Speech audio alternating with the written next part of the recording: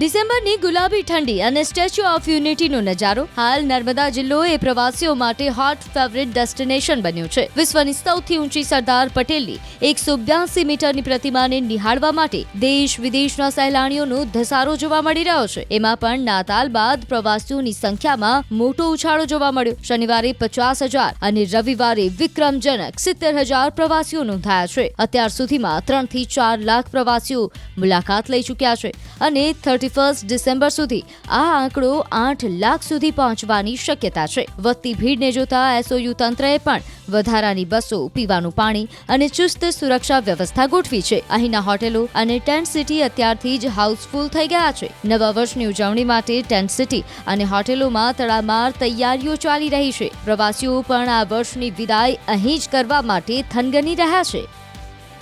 मैं अरुणाचल प्रदेश से आई हूँ और यहाँ पे आके जो है मुझे अच्छा लगा. जो हमारे पीछे जो सरदार पटेल जी का जो स्मृति बना हुआ है वो उसे देखकर जो है अच्छा लगा. और यहाँ पे जो इसका जो प्राकृतिक जो सौंदर्य है वो बिल्कुल हमारे नॉर्थ ईस्टर्न स्टेट की तरह है. जैसे कि आप पूरा पहाड़ों और पेड़ पौधे देख सकते हो, तो ये बिल्कुल हमारी वहाँ की जगह की तरह ही है. तो हमें अच्छा लगा यहाँ पे आके. और जो फैसिलिटीज है वो भी अच्छा लगा. यहाँ पे जो है सिक्योरिटी फोर्स भी बहुत सारा है, तो अच्छा लगा. और यहाँ का जो मैंने आगे ही बताया कि जो प्राकृतिक सौंदर्य है वो बिल्कुल हमारी देश की तरह ही है.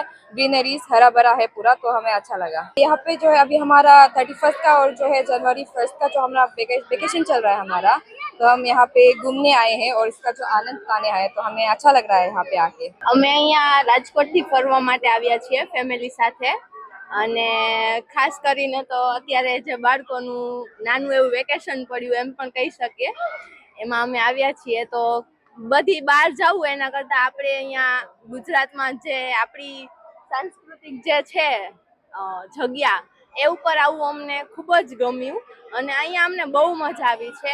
નાના છોકરાઓથી લઈને મોટા સુધી બધા લોકોએ અહીંયા એન્જોય કર્યું છે, અને અમે પણ ખાસ કરીને આજે બહુ જ એન્જોય કર્યું છે. અને અમને આજે બહુ મજા આવી અહીંયા આવીને. 31 ડિસેમ્બરે બહાર જતા હોઈએ છીએ લોકો, એના કરતાં અહીંયા આવવું એ મારી ગણતરીથી બેસ્ટ ડિસિઝન ગણાય. તો બધા અહીંયા આવો અને એન્જોય કરો. સુવિધા પણ બહુ સરસ છે. બધી ટેકનોલોજી જે છે એના લીધે થઈને થોડુંક ઈઝી પડી જાય છે જવું આવવું. એમાં પણ અમને મજા આવી. સ્ટેચ્યુ ઓફ યુનિટી પર આજે રોજના 40 થી 50,000 જેટલા પ્રવાસીઓ આવી રહ્યા છે. કહી શકાય કે જે 31 ઓક્ટોબરની ઉજવણી જે છે જેના થનગનાટ માટે પ્રવાસીઓ મોટી સંખ્યામાં સ્ટેચ્યુ ઓફ યુનિટી પર આવી રહ્યા છે.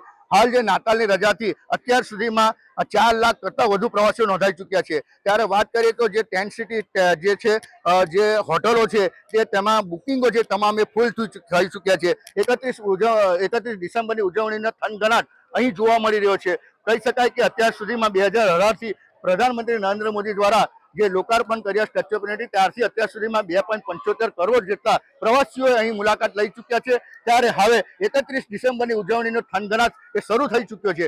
આજે રોજના 40 થી 50,000 જે પ્રવાસીઓ આવી રહ્યા છે, જેને લઈ એસઓયુ સત્તામંડળ અને હોટલો દ્વારા તમામે તમામ સુવિધાઓ એમના માટે વધારી દેવામાં આવી છે. દીપક પટેલ, ન્યૂઝ 18 ગુજરાતી, નર્મદા.